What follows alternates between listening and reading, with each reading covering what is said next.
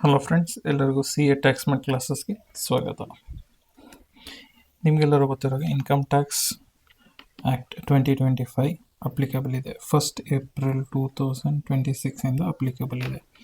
ಈ income tax ಆ್ಯಕ್ಟಲ್ಲಿ ಹಳೆ income tax act 1961 ಹೊಸ ಆ್ಯಕ್ಟ್ಗೂ ತುಂಬ ಚೇಂಜಸ್ ಮಾಡಿದ್ದಾರೆ. ನೋಡಿದರೆ ಟೋಟಲ್ 819 ಸೆಕ್ಷನ್ ಇತ್ತು ಹಳೆ ಆ್ಯಕ್ಟಲ್ಲಿ. ಇವಾಗ ಅದನ್ನು 536 ಸೆಕ್ಷನ್ ಮಾಡಿದ್ದಾರೆ. ಮುಂಚೆ 47 ಚಾಪ್ಟರ್ ಇತ್ತು, 23 ಚಾಪ್ಟರ್ ಇದೆ. ಮತ್ತು ಸ್ವಲ್ಪ ಶೆಡ್ಯೂಲ್ಸ್ನ ಆ್ಯಡ್ ಮಾಡಿದ್ದಾರೆ. ಸೆಕ್ಷನ್ಸ್ ನಂಬರ್ಗಳು ಕೂಡ ಚೇಂಜ್ ಆಗಿದೆ. ನಾವು ಇವತ್ತಿನ ಕ್ಲಾಸಲ್ಲಿ ಕೆಲವು ಇಂಪಾರ್ಟೆಂಟ್ TDS ಸೆಕ್ಷನ್ಸ್, ಒಂದು 4: 194D, 194H. 194D ಅಂದರೆ insurance commission, 194H commission and brokerage, 194IB and 194I rent related TDS ಸೆಕ್ಷನ್ಸ್ಗಳನ್ನು ನೋಡೋಣ. ಹೊಸ ಆ್ಯಕ್ಟ್ 2025 ಎಲ್ಲ TDS ಸೆಕ್ಷನ್ಸ್ಗಳು ಒಂದೇ ಸೆಕ್ಷನಲ್ಲಿ ಕವರ್ ಆಗುತ್ತೆ. ಯಾವುದು? 393 ಸೆಕ್ಷನಲ್ಲಿ ಕವರ್ ಆಗುತ್ತೆ. ಇದನ್ನು ನೋಡಿದರೆ whether any income or sum of any specified in the column B. Column B ಯಲ್ಲಿ ಸ್ಪೆಸಿಫೈ ಮಾಡಿರ್ತಕ್ಕಂತಹ ಇನ್ಕಮ್ ಅಂದರೆ ಇಲ್ಲೊಂದು ಟೇಬಲ್ ಕೊಟ್ಟಿದ್ದಾರೆ. ಈ ಟೇಬಲಲ್ಲಿ ಕೊಟ್ಟಿರ್ತಕ್ಕಂಥ ಇನ್ಕಮ್ ಅಂದರೆ table B, column table B ಅಂತ column B of table below is credited or paid or disbursed by person specified in column C. Column B ಯಲ್ಲಿ ಇರ್ತಕ್ಕಂಥ ಇನ್ಕಮ್ನ ಕಾಲಮ್ ಸಿ ಯಲ್ಲಿ ಇರ್ತಕ್ಕಂಥ ಪೇಯರ್ ಅಂದರೆ specified person during tax ಇಯರಲ್ಲಿ pay ಮಾಡಿದ್ದಾರೆ. ಇವಾಗ financial year, assessment year ಅನ್ನೋ concept ಇಲ್ಲ. ಈ ಒಂದೇ ಟ್ಯಾಕ್ಸ್ ಇಯರ್. ಟ್ಯಾಕ್ಸ್ ಇಯರಲ್ಲಿ ರೆಸಿಡೆಂಟ್ ಪರ್ಸನ್ಗೆ ಟ್ಯಾಕ್ಸ್ ಇನ್ಕಮ್ನ ಕೊಟ್ಟರೆ, ಸಿಂಪಲಾಗಿ ಹೇಳೋದಾದರೆ ಕಾಲಮ್ ಬಿ ಯಲ್ಲಿರ್ತಕ್ಕಂತಹ ಇನ್ಕಮ್ನ ಕಾಲಮ್ ಸಿ ಯಲ್ಲಿರ್ತಕ್ಕಂಥ ಟ್ಯಾಕ್ಸ್ ಪೇಯರು ರೆಸಿಡೆಂಟ್ ಪರ್ಸನ್ಗೆ ಡ್ಯೂರಿಂಗ್ ದ ಟ್ಯಾಕ್ಸ್ ಇಯರಲ್ಲಿ ಕೊಟ್ಟಿರ್ತಕ್ಕಂಥ amount threshold limit specified in column D, threshold limit specified in column ಡಿನ ಎಕ್ಸೀಡ್ ಮಾಡಿದರೆ rate specified in column D ಅಂದರೆ ಇಲ್ಲಿ ಸ್ಪೆಸಿಫೈ ಮಾಡಿರ್ತಕ್ಕಂಥ ರೇಟಲ್ಲಿ TDSನ ಮಾಡಬೇಕು.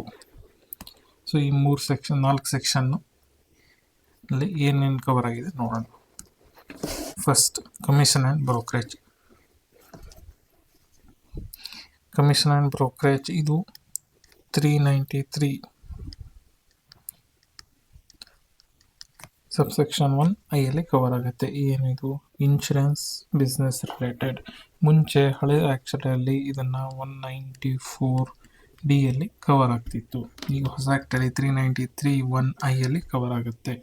ಏನು ಹೇಳಿದರೆ, in any income by way of remuneration or reward whether by way of commission or otherwise for soliciting or procuring insurance business including business relating to continuance, renewal or retrieval of insurance policies ಮಾಡಿದರೆ any person ಯಾರೇ ಆಗಿರಲಿ resident ಇಂಡಿವಿಜುವಲ್ಗೆ ಕೊಟ್ಟರೆ rates ಇನ್ force, ಇನ್ನು specify ಮಾಡಿಲ್ಲ ಏನು rate ಬರುತ್ತೆ, ಆ ಫೋರ್ಸಲ್ಲಿರ್ತಕ್ಕಂಥ ರೇಟಲ್ಲಿ TDS ಮಾಡಬೇಕು. ಯಾವಾಗ ಮಾಡಬೇಕು? ಆ ಅಮೌಂಟ್ ಥ್ರೆಶೋಲ್ಡ್ ಲಿಮಿಟ್ 20,000ಕ್ಕಿಂತ ಯಾವಾಗ ಜಾಸ್ತಿ ಆಗುತ್ತೆ ಆವಾಗ TDS ಮಾಡಬೇಕು. ರೇಟ್ ಸ್ಪೆಸಿಫೈ ಮಾಡಬೇಕು. ಅದೇ ರೀತಿ ಸೆಕ್ಷನ್ 393(1)II ಯಲ್ಲಿ ಏನು ಹೇಳ್ತಾರೆ?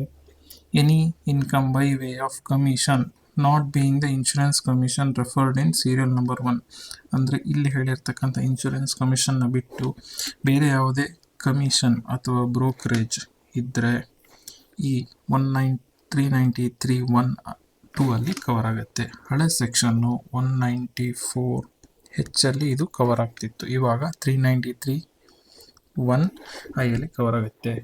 ಏನು? ಕಮಿಷನ್ ಅಥವಾ ಬ್ರೋಕರೇಜ್ ಎನಿ ಸ್ಪೆಸಿಫೈಡ್ ಪರ್ಸನ್ ಕೊಟ್ಟರೆ ಎಷ್ಟು ರೇಟಲ್ಲಿ TDS ಮಾಡಬೇಕು? 2% ಮಾಡಬೇಕು. ಯಾವಾಗ ಮಾಡಬೇಕು? ಥ್ರೆಶೋಲ್ಡ್ ಲಿಮಿಟ್ 20,000ಕ್ಕಿಂತ ಯಾವಾಗ ಪೇಮೆಂಟ್ ಜಾಸ್ತಿ ಆಗುತ್ತೆ ಆವಾಗ 2% TDS ಮಾಡಬೇಕು. ಆವಾಗ ಕಮಿಷನ್ ಮತ್ತು ಬ್ರೋಕರೇಜ್ ಇದಕ್ಕೆ. ಅದೇ ರೀತಿ ಸೆಕ್ಷನ್ 393(2)(i) ಇದು ಯಾವುದು? Rent related. ಇದರಲ್ಲಿ any income by way of rent ಇನ್ಕಮ್ನ any person other than specified person ಕೊಟ್ಟರೆ 2% TDS ಮಾಡಬೇಕು. ಯಾವಾಗ? ಥ್ರೆಶೋಲ್ಡ್ ಲಿಮಿಟ್ 50,000ಕ್ಕಿಂತ ಜಾಸ್ತಿ 1 ತಿಂಗಳ ರೆಂಟ್ ಇದ್ದರೆ 2% TDS ಮಾಡಬೇಕು. ಹಳೆ ಸೆಕ್ಷನ್ ಏನಿದು? 194(IB). ಹಳೆ ಆ್ಯಕ್ಟಲ್ಲಿ 194(IB) ಅಲ್ಲಿ ಇದು ಕವರ್ ಆಗ್ತಿತ್ತು. ಈಗ 393(2)(I) ಅಲ್ಲಿ ಕವರ್ ಆಗುತ್ತೆ. 2% TDS ಮಾಡಬೇಕು ಯಾವಾಗ? 50,000ಕ್ಕಿಂತ ಜಾಸ್ತಿ 1 ತಿಂಗಳ ರೆಂಟ್ ಇದ್ದರೆ. ಅದೇ ರೀತಿ ನೋಡಿದ್ರೆ ಹೊಸ ಆ್ಯಕ್ಟ್ನ 393(2)(2) any income by way of rent ಕೊಟ್ಟರೆ ಇದು ಹಳೆ ಸೆಕ್ಷನಲ್ಲಿ 194(I) ಅಲ್ಲಿ ಕವರ್ ಆಗ್ತಾ ಇತ್ತು. ರೆಂಟ್ ಕೊಟ್ಟರೆ ಸ್ಪೆಸಿಫೈಡ್ ಪರ್ಸನ್ ಯಾವಾಗ? ಎಷ್ಟು rate? TDS 2% for use of plant and machinery or equipment. So plant and machinery ಕೊಟ್ಟರೆ 2% TDS ಮಾಡಬೇಕು. ಅದೇ ರೀತಿ 10% ಯೂಸ್ ಆಫ್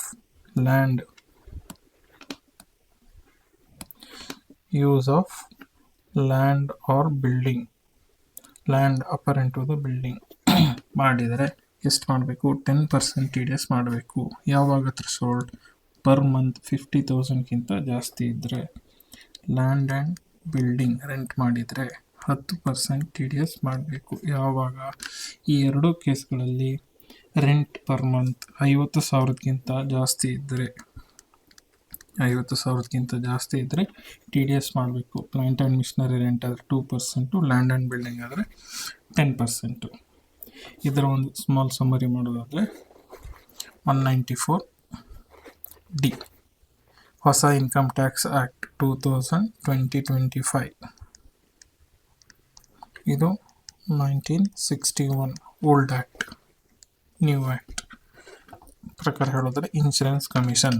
ಈಗ ಹೊಸ ಆ್ಯಕ್ಟಲ್ಲಿ ರೇಟ್ ಸ್ಪೆಸಿಫೈ ಮಾಡ್ತಾರೆ. ರೇಟ್ ಇನ್ ಫೋರ್ಸ್ ಇರ್ತಕ್ಕಂಥದ್ದು 20,000ಕ್ಕಿಂತ ಜಾಸ್ತಿ ಕಮಿಷನ್ ಕೊಟ್ಟರೆ TDS ಮಾಡಬೇಕು. ಹಳೆಯದು 194(H) ಕಮಿಷನ್ ಆ್ಯಂಡ್ ಬ್ರೋಕರೇಜ್. ಹೊಸದಾಗಿ 393(1)(2) ಅಲ್ಲಿ ಕವರ್ ಆಗುತ್ತೆ. ಕಮಿಷನ್ ಕೊಟ್ಟರೆ 2% TDS ಮಾಡಬೇಕು. ಯಾವುದು?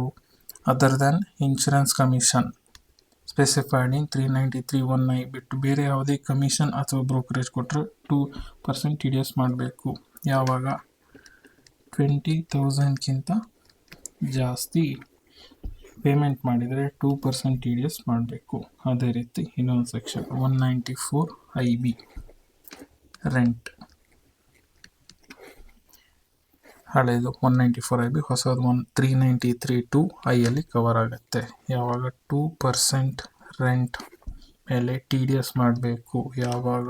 50,000ಕ್ಕಿಂತ ಜಾಸ್ತಿ ರೆಂಟ್ ಪರ್ ಮಂತ್ ಕೊಟ್ಟರೆ 2% TDS ಮಾಡಬೇಕು. ಅದೇ ರೀತಿ 194(I) ರೆಂಟ್ ಹೊಸ ಆ್ಯಕ್ಟಲ್ಲಿ 393(2)(II) ಸೆಕೆಂಡಲ್ಲಿ ಕವರ್ ಆಗುತ್ತೆ. ಇದರಲ್ಲಿ ಪಾರ್ಟ್ ಎ ಮತ್ತು ಪಾರ್ಟ್ ಬಿ ಇದೆ. Part A plant and machinery rent ಮಾಡಿದರೆ 2% TDS ಮಾಡಬೇಕು. ಯಾವಾಗ? 50,000ಕ್ಕಿಂತ ಜಾಸ್ತಿ ಪರ್ ಮಂತ್ ರೆಂಟ್ ಇದ್ದರೆ. ಅದೇ ರೀತಿ ಲ್ಯಾಂಡ್ ಆ್ಯಂಡ್ ಬಿಲ್ಡಿಂಗ್ ರೆಂಟ್ ಮಾಡಿದರೆ 10% TDS ಮಾಡಬೇಕು. ಯಾವಾಗ? 50,000ಕ್ಕಿಂತ ಜಾಸ್ತಿ ಪರ್ ಮಂತ್ ರೆಂಟ್ ಇದ್ದರೆ. ಸೊ ಈ ಕ್ಲಾಸಲ್ಲಿ ನಾವು 194(D), 194(H), 194(IB) ಮತ್ತು I 4 ಸೆಕ್ಷನ್ಗಳನ್ನು ನೋಡಿದ್ವಿ. ಇದೇ ರೀತಿ ಮುಂದಿನ ಕ್ಲಾಸಲ್ಲಿ ಇನ್ನೂ 4 ಸೆಕ್ಷನ್ಗಳನ್ನು ನೋಡೋಣ. Thank you.